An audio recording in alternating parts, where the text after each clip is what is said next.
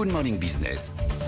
C'est sans doute un des enseignements de la crise. Les entreprises ont réalisé leur dépendance vis-à-vis de la Chine, de loin le principal fournisseur mondial dans beaucoup de secteurs d'activité. Eh bien, l'Europe de l'Est pourrait devenir une alternative à la Chine en la matière. C'est en tout cas ce que révèle une étude de Coface. Bonjour Julien Marsili. Bonjour. Vous êtes chef économiste de Coface. Vous avez donc mené cette étude sur les pays d'Europe centrale et orientale et l'opportunité pour ces pays de la délocalisation de la production post-Covid. Est-ce que finalement ce sont eux les grands gagnants de cette crise ? C'est peut-être un peu excessif, mais c'est vrai que depuis quelques mois, en fait, les entreprises se posent beaucoup de questions quant à leur stratégie à l'international.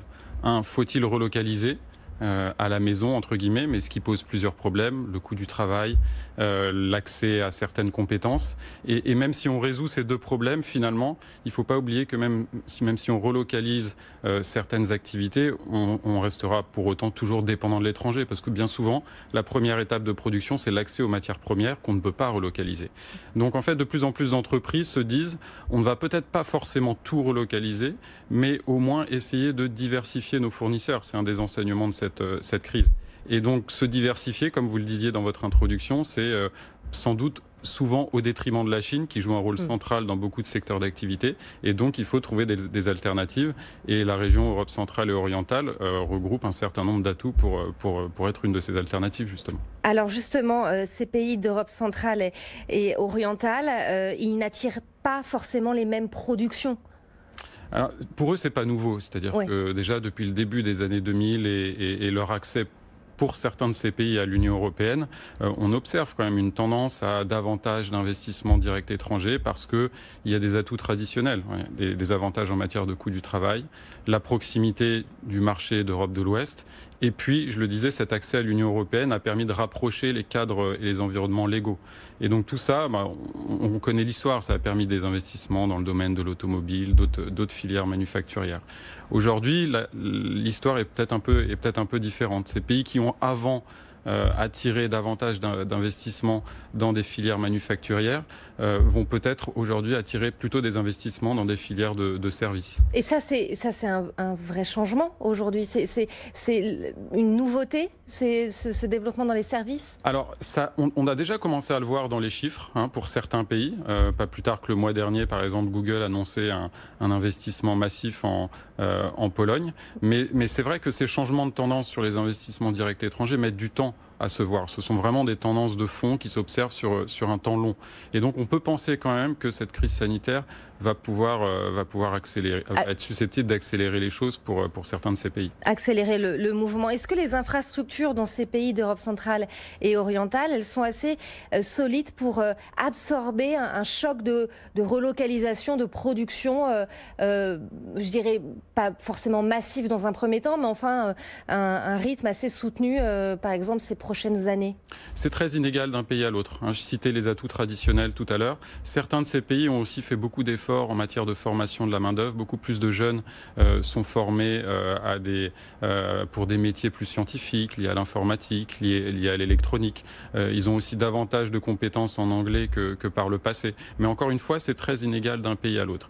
Et du côté des faiblesses, il ne faut pas oublier quand même que ces dernières années, on a beaucoup parlé de pénurie de main-d'œuvre dans cette région en raison du vieillissement démographique, de la tendance à l'émigration.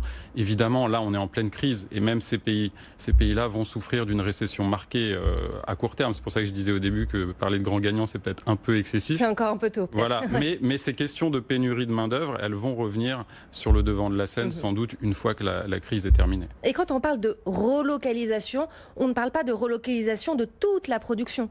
Ça, c'est important de le préciser. Effectivement, à chaque fois, on essaie de relocaliser ou de changer de localisation certaines étapes de production. Tout à fait. Est-ce que c'est le principal enseignement de cette crise, c'est de diversifier les lieux de production pour les entreprises? Oui, sans doute, parce que l'épidémie a d'abord touché la Chine. Et donc, en premier, les entreprises ont pu se dire il faut se désengager de la Chine. Mais ensuite, on s'est aperçu que c'était vraiment une crise mondiale.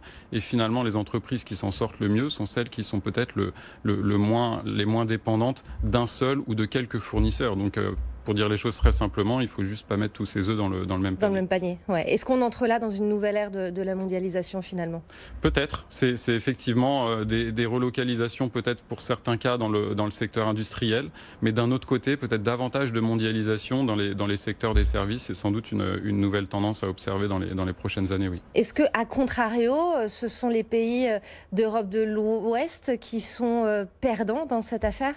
C'est un peu tôt pour le dire. C'est vrai qu'il y a beaucoup de questions qui se posent, notamment, je pense, du côté des services avec la montée en puissance du télétravail. Est-ce que ça va occasionner davantage de délocalisation dans les services ou pas? Ça reste à dire. De l'autre côté, il y a aussi d'autres changements structurels qui peuvent profiter aux économies avancées, notamment toute la tendance à la robotisation, puisqu'on veut moins de présence physique sur les lieux physiques de travail, dans les industries. Peut-être que la robotisation va s'accélérer. Peut-être que ça permettra aussi de relocaliser dans certains cas des emplois industriels qui étaient auparavant dans des pays à bas coût. Donc il y a plusieurs tendances, plusieurs vents contraires et c'est vrai qu'en tout cas la mondialisation change de nature. On suivra ça évidemment, cette évolution avec vous et les études de Coface dans Good Morning Business. Merci beaucoup Julien Marsili. Je rappelle que vous êtes chef économiste de Coface.